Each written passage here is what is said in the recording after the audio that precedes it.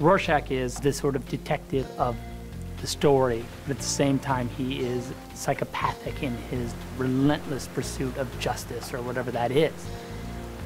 You know, he comes from a broken family, and he grew up on the mean streets, and he slowly became this character. He found this hood that has these shifting ink blots on it, that like a Rorschach test, and they constantly are moving, mirroring each other. You know, whenever he looks, you know, they react with his emotions and things like that. Rorschach's face moves all the time. So that's another whole bit of R&D that we had to do and figure out how we were going to shoot that. We've had a couple of fittings with Jackie O'Haley, who brings this great silhouette to the character. He's compact and he's mean. He's like this kind of little crazy terrier. Really? We've come up with this special fabric for his mask. We've done a lycra, which we've screen printed with a photographic version of like a canvas sort of texture. And then we've also put a three-dimensional texture on the top of that. So you end up with this great texture that the camera loves.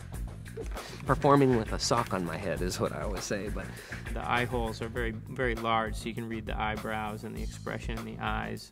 The idea is so that I can see what's going on, and that so the guys that are actually putting the blot on there can also just see emotionally what was going on during the performance. He wears that, he emotes, he does everything, and then we take it back into the shop and we track the tracking markers and we replace everything on the face. There are set patterns that we define as expressions. Alex McDowell in the art department created about 13 to 15 different hero patterns.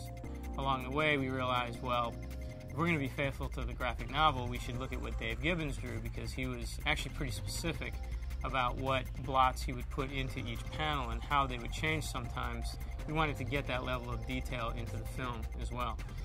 We actually go through a hand-drawn 2D process first, and those are all animated flat. They give us back a sequence, and we look at a high-con version of the sequence. So once we buy off on that animation, we already know how it gets rendered, and then it's just all lighting for the actual textured head that we're replacing. Interesting that the character Rorschach, the most loved character as far as fandom goes, is also the character that is the most maniacal and insane.